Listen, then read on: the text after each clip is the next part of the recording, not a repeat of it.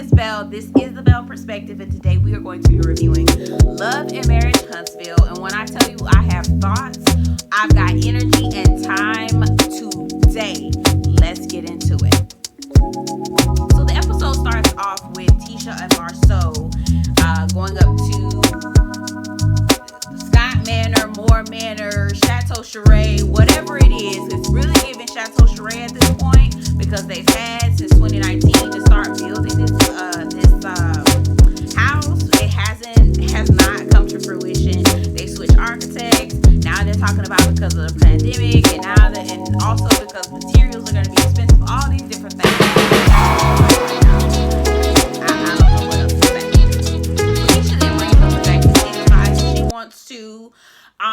she wants to invest in her mother's food truck, right? And Marceau says, no, I don't think that your mother should. I don't think we should invest in your mother's food truck. Tisha's like, well, I don't understand why you don't think we should do that. Marceau then responds back to her and says, well, she's been an external force that has been contributing to the woes of their relationship. And I'm so glad Tisha finally turned around and responded back to him and said, well, if you can point out that my mother has been an external factor and an issue for our marriage, how is it that you cannot see that Martell has also been a problem? In fact, Martell is the originator of the issues because he is the one that started with the 20 women. Mind you, Martell has yet to apologize for saying that he lied about it, nor has he admitted to saying that he lied. So, that leaves a little bit of a question mark. Still, that remains, but we're going to keep on going, all right? We're going to keep on going.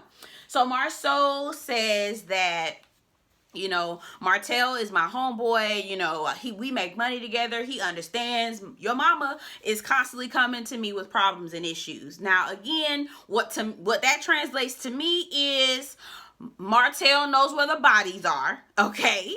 Martell knows where the bodies are, and if I don't give him a job, if I don't let him get back in, he is going to blow up my world further, okay? To the point of no return is what could possibly happen if I don't get him back into bed with Martell, because that's what's happening.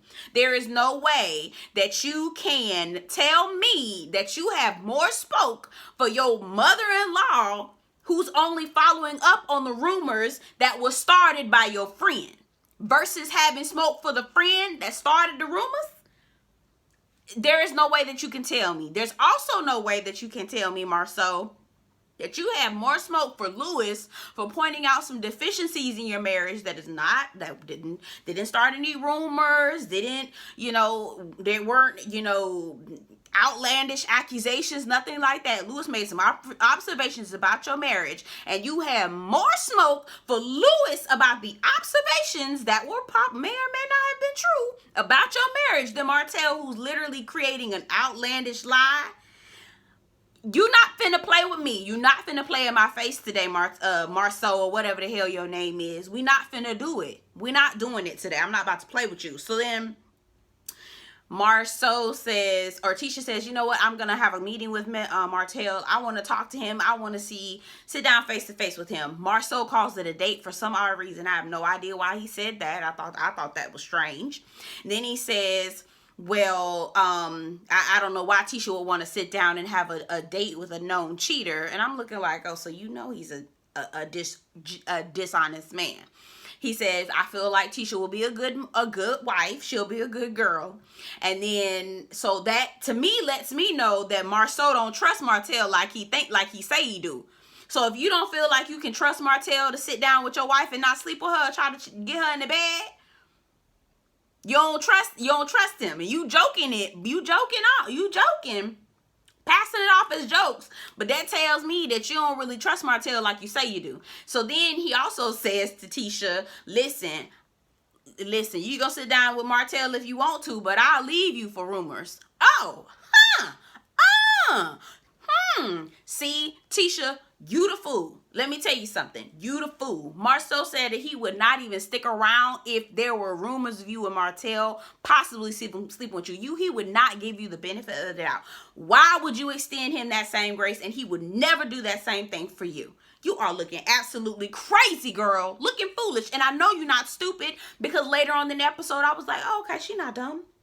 Okay, she got her stuff. She got some sense to herself. She got some big tail hoe ain't shit. He ain't worth a good goddamn. I'm telling you that right now. Y'all already know how I feel about Martell, and anytime I get a chance to put my foot on that Negro neck, I will. Let's proceed to put my foot on his neck. Okay, so Melnika pulls up, which by the way, I like Melnika. I like her. I think she's cool. I would like to see her more within the show and see her and her husband and all that stuff. I would like to see them.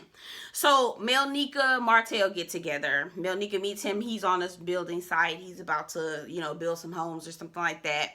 And so I'm gonna just be honest, every time I see Martell's face, my face is like, I get the stank face, like something funky in the house. I literally be looking like, I can't stand him. I cannot stand the ground he walk on, baby. And if he was on fire, I wouldn't give him no spit. I wouldn't give him spit, child. So again, so they start talking. Martell brings up the fact that Melody, here go some old elementary school bullshit. So here go, Melody went and told Kimmy, and Kimmy told Tisha, that Tisha told Destiny that Martell and Melnika fooling around. Okay, so here I was trying to listen in and see what was going on, because my theory and my thoughts is Melnika got a little crush on him, got a little crush on Martell, and so this conversation told us everything that we need to know about them too. And everything ain't on up and up like they trying to make it seem. Of course, we know that it's Martell that we dealing with, okay? So there were a lot of holes in this story, that conversation going back and forth. What I will say is something in the milk ain't clean, okay? So come to find out, Martell was trying to talk to one of Melnika's assistants while Melnika was planning Melody and Martell's wedding. It's too many M's, y'all. So Melnika was hired on 10, 11, 12 years ago to marry or to plan Martell and Melody's wedding. Okay? Come to find out, Martell was trying to talk to one of Melnika's assistants. She decided she was gonna pull out. She didn't want no parts of it. Now, she went and actually told Melody that she thought that Martell was trying to talk to one of her assistants. Now, given the track record that Martell got, I believe it. Martell was trying to talk to Melnika's assistant. Now, what I don't understand is why Melnika will want to work with this man and try to be his manager after she blew him up with his ex-wife before he gets married to her, right? So I'm just trying to figure out why would you quit? Why would you quit him? Or I'm saying, why would you try to get back in business with him all these years later after you blew him up at his wedding? That's not, I don't understand. And why would you want to get back in business with him when you know you couldn't finish the wedding? So here's what I think. I think Melnika had a relationship going on with Martell, and she thought she was the only one on the outside, if that makes sense. Like, it'd be some crazy bullshit that these outside girls be believing. All right? So he got a main chick, which was Melody. Then he was fooling with Melnika, right? Melnika thought that she was the only one that he was fooling around with, okay? Melnika then got mad when she found out Martell was fooling with, or was trying to get with, the assistant. She got so pissed off. And now, because I don't know what happened, whatever, Martell and Melody ain't together no more, Melnika thinks she can get back in. And here's how I know that she ain't got no problem being the cleanup woman or the outside woman, because Martell done already spilled the tea that Melnika done cheated before as well. Make it make sense. It's a mess. What really gets me is the fact that Martell slept with, and he slipped down and said this, Martell slept with Melnika. They say it's in high school. He said, we haven't been sexual since high school. And I'm thinking to myself, why in the hell would you have somebody that planning your wedding to your wife, not current ex-wife, that you slept with? Again, my theory is that Melnika got mad because she thought she was the only one. She thought she was the only one. And he, for somehow, they ended up mending things together and coming back. And so now she's with him again because he's divorced, so he's available, right? And she ain't got no problem cheating because he called it out. He called it out. She said she never denied it when he said, we haven't been sexual since we was in high school. She never denied it. She never said anything like that. I also put down, she said, and I quote, Melody comes and was asking, who wants Martell? Who wants Martell? And she was like, don't nobody want Martell. We don't want Martell. I thought you said it was the assistant that he was trying to talk to. No, girl. It's more to that story. It's more to that story. Like my grandma used to say, something in the milk ain't clean. Okay, so Melody and Vanessa, baby, Melody, no, I see where Melody get her fakeness from. Miss Vanessa, when I say fake and phony, Melody got a little phony problem. That is my issue with her. And let me tell you how I was in the comment section of somebody's YouTube going back and forth. And baby, when I tell you I got time today, I will go back. She sent me a reply. I'm sure enough going to reply back to that because baby, I've got time all week. Do you hear me? I think Melody is the fakest person on this show. I think they're all fake, honestly. But I feel like what makes Melody so fake is the fact that she tries to portray herself to be like this upstanding, good Christian woman who doesn't get in the mud. But baby, this whole show is nothing but mud. If you were up high and mighty, number one, you wouldn't be fooling with none of these people. You wouldn't have never married Martell. Number two, you wouldn't be friends with none of these people that you in the mud with now. Number three, you wouldn't have even been on the show. Melody is the outsider. She does not have no business being on the show. This is a show about Martell and his friends. She is the outsider on here. Hence why she had to take herself to a party she was not invited to. I'm just trying to figure out, make it make sense. Okay, so Mark's mother said, Mark's mother told Vanessa that his wife was going to be named Vanessa. So apparently there was a picture that was taken, right? So Tisha wore a Teen Wife shirt in the beginning of the episode when she thought she was going to fight Mel, right? Miss Van takes a picture of that, posts it on social media, garners all this attraction about Teen Wife shirts, right? So then Marceau, in defense of posting a picture of Tisha, he then posts a picture that Mark gave him that apparently Miss Vanessa had sent to Tisha that said Vanessa Scott, which is the last name of the Marceau, Maurice, all of them, and Mark, and then obviously Vanessa's first name. So they did date. Now, mind you, she sat up there and was like, we were just friends, and she was saying, you remember how I told Tisha that Mark is moving too fast and all this other stuff. You said that y'all were just friends. What are you talking about with him moving too fast?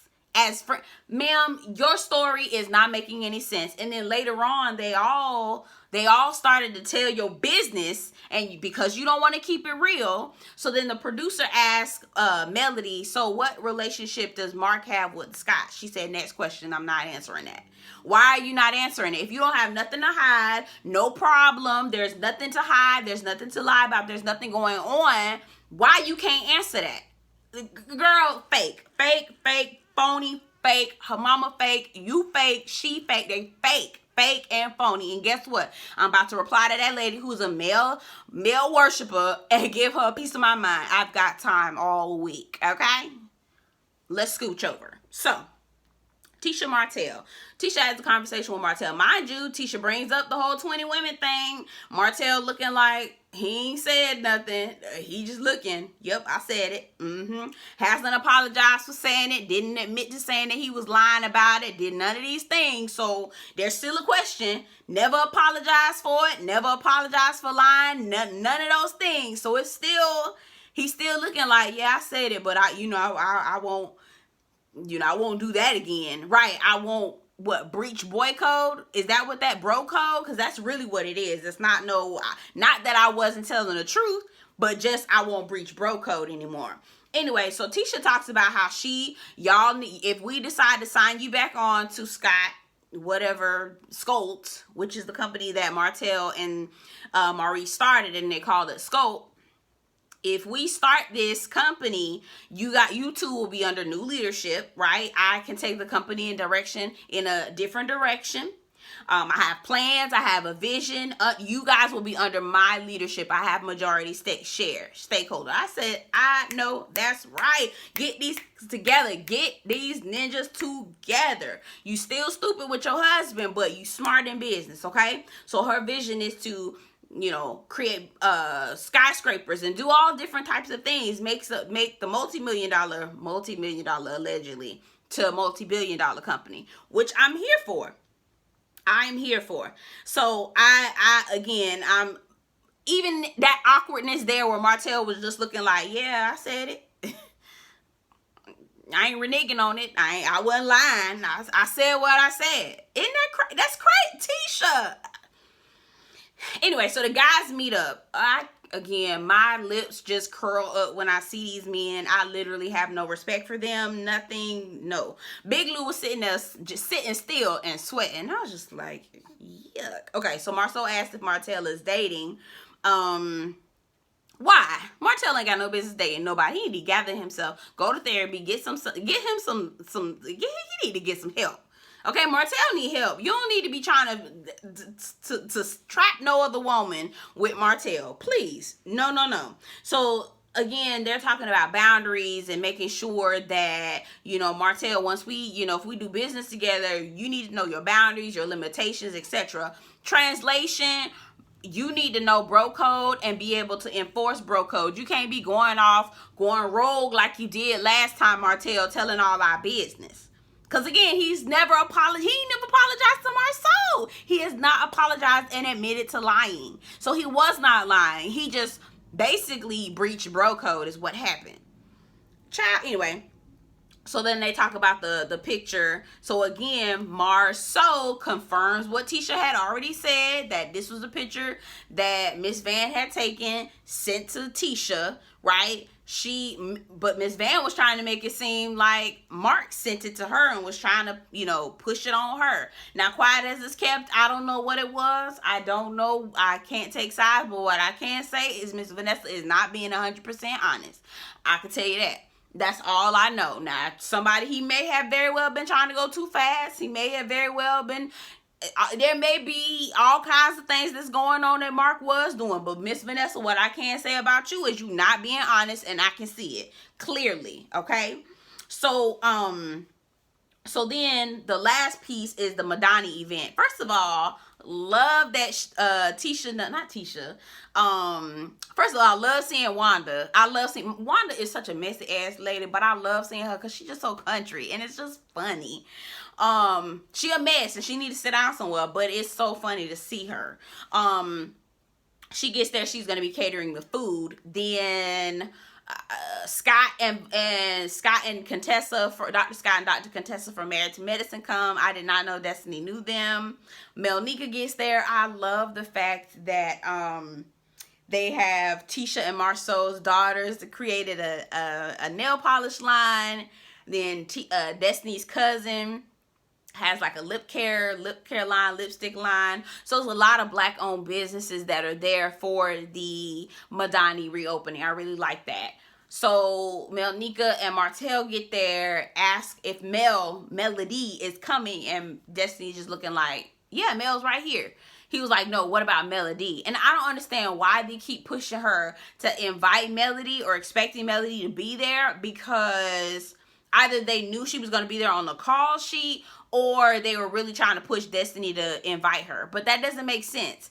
Mel has said that she is Destiny's op. And that's the other part that I want to say, that Mel is fake. Now, she sat up here in this season and told us that Destiny is the ops, that she don't fool with Destiny, she don't have nothing to say to her, she ain't